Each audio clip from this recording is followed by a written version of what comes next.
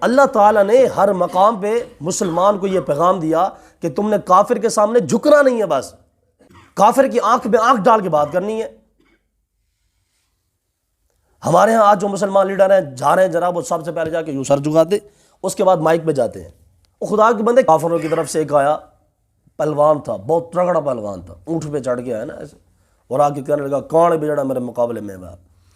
پھر حضرت زبیر چلے یہاں سے مسلمانوں سے۔ حضرت زبیر چونکہ تھوڑے چھوٹے قد کے تھے تو اب ظاہر اونٹ کے اوپر بیٹھا ہوا تھا۔ حضرت زبیر جو تھے نا، انہوں نے پہلے نیچے گئے نا جب اونٹ کے پاس، آپ نے چھال مار کے نا اوپر اونٹ کے اوپر چڑھ گئے۔ ہاں کتنا مشکل کام ہے، آپ نے چھال ماری اور اونٹ کے اوپر جا کے چڑھ کے نا اس کو نیچے گرا لیا، وہ جو بیٹھا ہوا تھا اوپر، اور ایک کی سٹ ماری، اس کا کام تمام کر کے رکھ دیا۔ خیر پھر جنگ شروع ہو گئی۔ پھر نبی پاک علیہ السلام نے یہ واقعہ ہونے کے بعد ایک تلوار نکالی، رسول پاک علیہ السلام ایسے تلوار اٹھائی۔ نبی پاک علیہ السلام نے فرمایا کہ صحابہ توڑے جو کیڑا بندہ ہے جڑا تلوار دا حق ادا کرے۔ اب یہ کیسی باتیں ہیں؟ ایسی باتیں ہیں جو قسم خدا کی انسان کو غیرت دلا دے، لیکن ہم نے یہ چیزیں کبھی پڑھی نہیں ہیں، حتیٰ کہ کبھی سنی نہیں ہیں الا ماشاء اللہ۔ تو یاد رکھیں کہ نبی پاک علیہ السلام امن کا پیغام دینے والے ہیں، حضور محبت کا پیغام دینے والے ہیں، لیکن تلوار پکڑانے والے بھی نبی علیہ السلام ہیں۔ جہاد کی خاطر تلوار اٹھانی پڑ جاتی ہے، اور دین اسلام جہاں امن کے ساتھ پھیلا، محبت کے ساتھ پھیلا، تلوار کے ساتھ بھی پھیلا ہے۔ تو رسول پاک علیہ السلام نے فرمایا کون ہے جو تلوار کا حق ادا کرے؟ ویسے وہ ہمارے استاد گرامی فرمایا کرتے تھے کہ میں اے نہیں پڑھیا پوری زندگی ہے کہ نبی علیہ السلام کسی نے تسبیح دیتی ہوئے کہ اے بیٹھ کے تے گیڑے کاٹ۔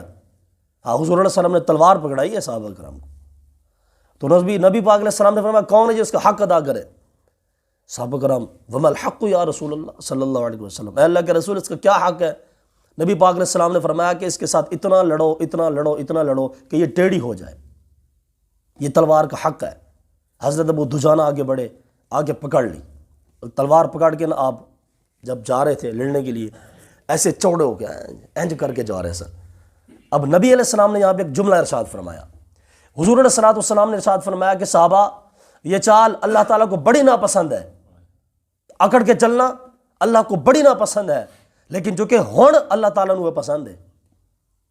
اب یہ اللہ تعالیٰ کو چال پسند ہے، یہ جو ابو دجانہ اکڑ کے جا رہے ہیں نا، اے ہون اللہ نے پسند ہے، اس لیے کہ دشمن کے کافر کے مقابلے میں جا رہے ہیں، سمجھ رہے ہیں نا۔ تو اللہ تعالیٰ نے ہر مقام پہ مسلمان کو یہ پیغام دیا کہ تم نے کافر کے سامنے جھکنا نہیں ہے، بس کافر کی آنکھ میں آنکھ ڈال کے بات کرنی ہے۔ ہمارے ہاں آج جو مسلمان لیڈر ہیں جا رہے ہیں جناب، وہ سب سے پہلے جا کے یوں سر جھکاتے، اس کے بعد مائک پہ جاتے ہیں۔ وہ خدا کے بندے کیا ضرورت ہے سر جھکانے کی؟ آپ کو معلوم ہے کہ جنہوں نے حج عمرہ کیا ہوا ہے، جب جاتے ہیں یہ جب طواف کعبہ کرتے ہیں تو پہلے جو چارج کر رہے ہیں ادھر اکڑ کے کرتے ہیں، ایسے نا اس کو رمل بولتے ہیں، اکڑ کے کرتے ہیں، اس کے بعد جو آخری طرح چکر ہو پھر نارمل طریقے سے۔ یہ بتاؤ اس کی وجہ کیا ہے؟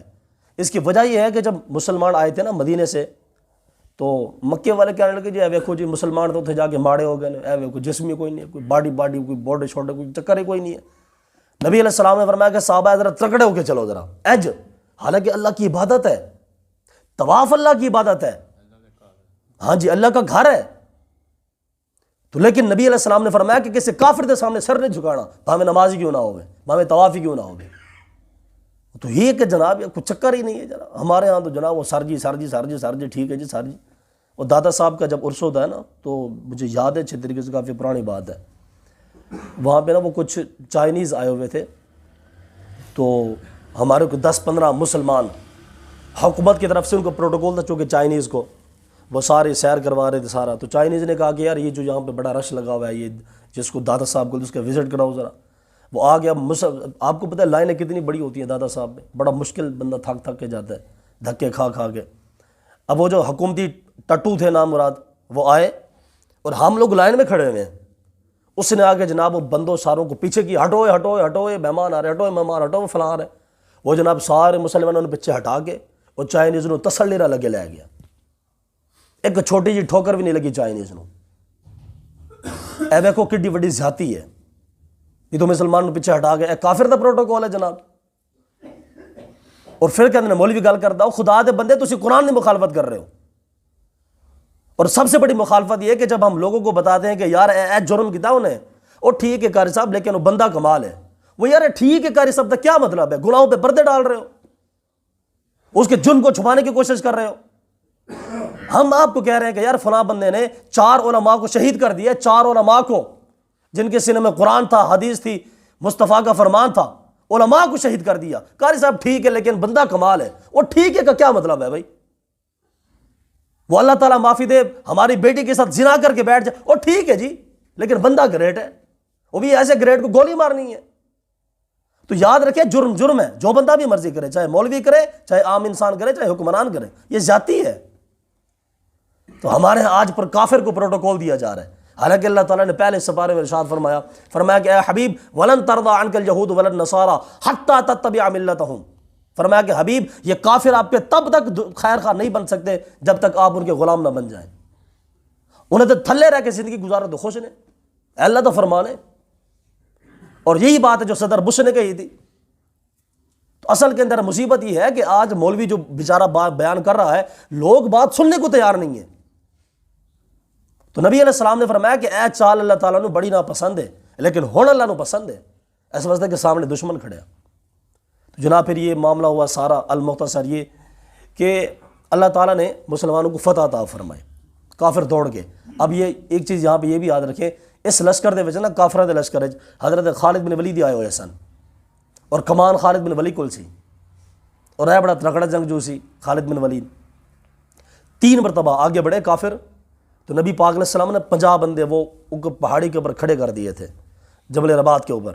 نبی علیہ السلام نے فرمایا بھی چونکہ اے بڑی اہم چیز ہے، ساڈا ویک پوائنٹ ہے، اتوں کافر حملہ کر سکتا، ادھر پچھوں جو گزر کے آگے ساڑھے پیچھے تو احد پہاڑ ہے، حضور نے فرمایا اتوں تو کوئی مقابلہ نہیں ہے، اتوں تو کوئی ڈر نہیں ہے، لیکن چونکہ ساڑھی اس سائڈ تے نا وہ پہاڑی ہے، اتوں کافر چڑھ کے مقابلہ کر سکتا۔ اس پر سے پھر نبی پاک علیہ السلام نے 50 صحابہ تیر انداز کھڑے کر دیے تھے۔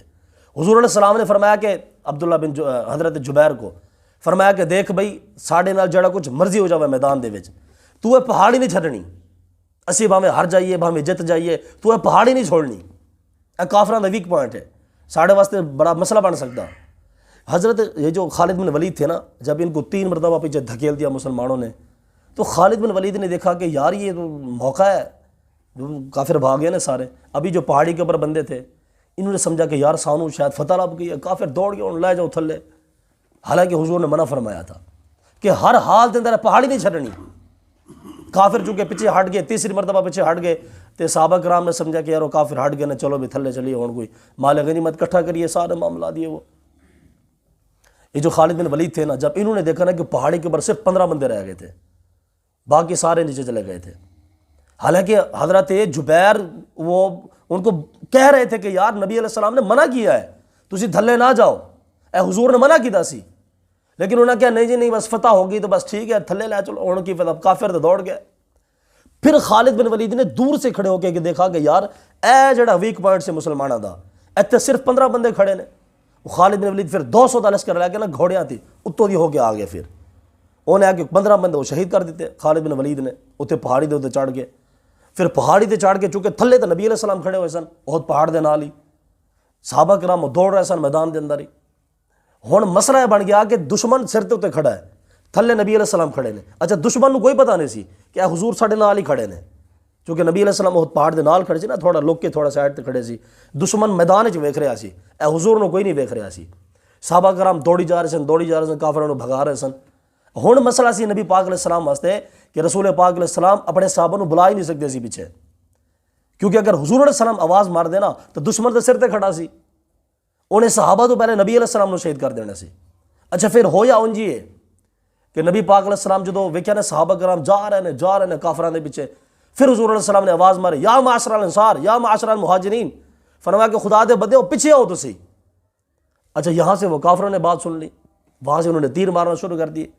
تو آپ اندازہ کریں کہ جب نبی پاک علیہ السلام کی طرف تیر آئے نا، تو رسول پاک علیہ السلام کے سامنے 7 صحابہ کرام کھڑے ہوئے تھے انصار میں سے، ایک صحابی حضور کے سامنے کھڑا ہوتا، اپنے ہاتھ کے ساتھ تیر روکتا، ایک ہاتھ کے ساتھ، دوسرے ہاتھ کے ساتھ، اور صحابی کے پورے جسم پہ تیر ہی تیر ہوتے، جب تک وہ گرتا نہیں تھا حضور کی حفاظت کرتا رہتا۔ اس طریقے سے کر کرا کے 7 صحابہ کرام جام شہادت نوش فرما گئے۔ تو پھر وہاں سے جو ہے وہ صحابہ کرام بھی واپس آ گئے۔ اب جب صحابہ کرام واپس آئے، اوپر سے انہوں نے تیر مارے، اب صحابہ کرام میں بھاگ دوڑ مچ گئی. اب جو کافر ڈر کے بھاگ گیا تھا وہ بھی واپس آ گیا کہ یارو اسی تو جت گئے, اسی تو ڈر کے بھجی جا رہے ہیں. وہاں سے وہ کافر واپس آ گیا, یہاں سے خالد بن ولید جو تھا اس نے اٹیک کیا. اب مسلمانوں میں بھاگ دوڑ مچ گئی. اب کوئی پتہ نہیں چل رہا تھا کہ کون کس کو مار رہا ہے, حتیٰ کہ کئی صحابہ کرام بھی شہید ہو گئے, اور ایک دو بندے تو خود صحابہ کرام نے صحابہ کو شہید کر دیا. اس بھگ دڑ کے اندر سارے معاملات یہ. تو ایسا پھر معاملہ ہوا, پھر یہاں پہ نا کام سارا خلط ملط ہو گیا. پھر ایک یہاں پہ جو سب سے بڑا واقعہ پیش آیا نا, وہ واقعہ یہ تھا, ایک کافر نے وٹا اٹھا کے, اس نے جب دیکھا کہ نبی علیہ السلام تو کھڑے ہوئے, اس نامراد نے پتھر اٹھا کے نا رسول پاک علیہ السلام کے چہرے مبارک پر مارا, اور نبی علیہ السلام کھڑے ہوئے تھے. رسول پاک علیہ السلام نے چونکہ وہ زرہ مبارک پہنی ہوئی تھی, تو نبی علیہ السلام کی یہاں پہ نہ لگا, گال کے اوپر پتھر آ کے لگا. تو وہ جو لوہے کی جو کڑی تھی نا, وہ نبی علیہ السلام کی گال مبارک کی جو ہڈی ہے نا گال کی, اس کے اندر حضور وہ گھس گئی لوہے کی ہڈی. اور جب صحابہ کرام نے دیکھا کہ یار یہ نبی علیہ السلام تو گر پڑے ہیں, رسول پاک علیہ السلام گر پڑے, تشریف لے, بے ہوش ہونے والے تھے. اور پھر اوپر یہ ہوا کہ نبی پاک علیہ السلام کے پیچھے نا کھڈا تھا, حضور کھڈے کے پاس ہی کھڑے تھے. تو نبی علیہ السلام ایک تو گرے, پھر حضور علیہ السلام کھڈے میں جا کے گر پڑے. تو صحابہ کرام میں بھگ دوڑ مچ گئی کہ یار ہمارے نبی شہید ہو گئے. صحابہ کرام ویسے بازی ہار کے بیٹھ گئے. صحابہ نے کہا یار ہوں تو لڑنے کا کوئی فائدہ ہی کوئی نہیں, ساڑھے رسول تو شہید ہو گئے نا, ہوں سے کوئی نہیں لڑنا. کچھ صحابہ تو تلواریں چھوڑ کے بیٹھ گئے. حضرت انس بن نضر تھے, انہوں نے کہا کہ یار ہوں حضور تو بغیر جینے کا کوئی فائدہ کوئی نہیں, آؤ چلیے جل کے لڑیے کافرانہ, لڑ لڑ کے مر جائیے, بس آئیے ہوں ساری زندگی, اور کوئی چکر ہی نہیں ہے. نبی پاک علیہ السلام کو صحابہ کرام نے باہر نکالا, اور ایک صحابی تھے, انہوں نے حضور کی گال سے نا وہ لوہے کی کڑی نکالی جو حضور کے اندر گھس گئی تھی, یہاں سے گال مبارک سے. تو آپ اندازہ کریں کہ اس صحابی کا دانت ٹوٹ گیا, لیکن وہ کڑی نہیں نکلی سی. ایک صحابی نے پھر اپنی داڑھ کے ساتھ زور لگایا, اور داڑھ کے ساتھ زور لگا کے اس نے وہ نبی علیہ السلام کی گال مبارک سے وہ لوہے کی کڑی نکالی تھی. اور رسول پاک علیہ السلام کے چہرے مبارک سے اتنا خون بہا کہ نبی علیہ السلام بے ہوش ہو گئے. آپ اندازہ کر سکتے ہیں وہ کیسا معاملہ ہوگا, وہ کیسی کیفیت ہوگی. نبی علیہ السلام دونوں جہانوں کے مالک ہیں, لیکن دین کی وجہ سے رسول پاک علیہ السلام نے کتنی سختیاں برداشت کی ہیں. آج ہم لوگ صرف یہ بات کرتے جی بیٹا بات نہیں مان رہا جی, بس سمجھ رہے ہیں نا. تو ہی ہے سارے معاملات اندر. پھر پورے احد کے میدان میں بات پھیل گئی جی حضور شہید ہو گئے, حضور شہید ہو گئے. لو جی پھر صحابہ کرام کی ویسے ہمتیں ہار گئیں. لیکن یہ کہ نبی پاک علیہ السلام کو جب ہوش مبارک آیا تو رسول پاک علیہ السلام نے صحابہ کرام کو سنبھالا, اور سنبھال کے قریباً کوئی 70 صحابہ کرام تو ویسے شہید ہو چکے تھے کرا کے. پھر نبی پاک علیہ السلام کسی طریقے سے میدان کو ہینڈل کیا, اور جو کافر تھے وہ انہوں نے اپنا بدلہ لے لیا تھا بدر والا, چونکہ بدر کے اندر ان کے 70 مارے گئے تھے, تو احد کے اندر انہوں نے 70 شہید کر دیے. تو پھر نبی پاک علیہ السلام نے جب یہ حضور کو لگا نا وٹا لگا, تو نبی پاک علیہ السلام نے ایک دعا کی کہ یا اللہ یہ قوم کیسے ہدایت پا سکتی ہے کہ جس قوم نے اپنے نبی کے خون کو بہا دیا ہو, یہ قوم کیسے ہدایت پا سکتی ہے. حضور نے جلال میں آ کے دعا کی نا. اب اللہ کا نظام دیکھے کہ نبی علیہ السلام جب یہ بات کی نا, تو وہ جتنے بھی تھے نا سامنے کافر, تو فتح مکہ کے دن اللہ تعالیٰ نے ان سب کو ہدایت عطا فرمائی تھی. یہ بھی اللہ کا نظام چیک کرے. سامنے کون تھا؟ واشی بن عرب تھا جس نے حضرت امیر حمزہ کو شہید کیا تھا, حضرت ابو سفیان تھے, خالد بن ولید تھے, ہندا تھی, یہ سارے پھر مسلمان ہو گئے. یہ اللہ کا نظام ایسا تھا. تو احد کا مقام ایک ایسا ہے کہ جس کے اندر صحابہ کرام سے چھوٹی سی مسٹیک ہوئی, چھوٹی سی مسٹیک, کہ حضور نے فرمایا تھا کہ تجھے پہاڑی نہیں جھڑنی, لیکن صحابہ کرام نے چھوڑ دی. یہ صحابہ کرام کی مسٹیک ہوئی نا, اللہ تعالیٰ نے دیکھے کتنی آزمائش ڈال دی ہے پھر صحابہ پہ. صحابہ کرام تے پکڑ پہلے نہیں آئی سی, وہ پہاڑی چھڈن تو بعد آئی سی, جڑے کہ نبی علیہ السلام نے فرمایا سی کہ چھڈنی نہیں ہے.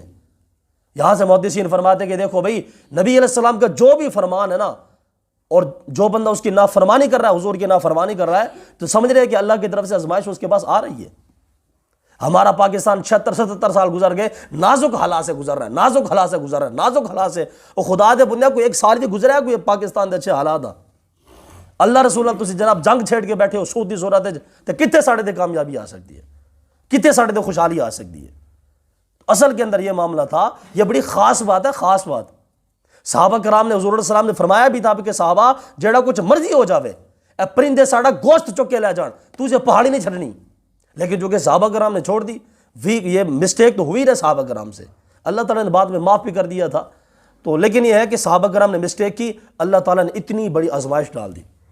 حضور علیہ السلام بھی زخمی ہو گئے, 70 صحابہ کرام بھی شہید ہو گئے, حضرت امیر حمزہ بھی شہید ہو گئے, اور حضور کی سب سے بڑی سپورٹ تھی حضرت امیر حمزہ, وہ شہید ہو گئے. تو یاد رکھو کہ نبی علیہ السلام کا جو بھی فرمان ہے نا, اس کی کبھی نافرمانی نہیں کرنی.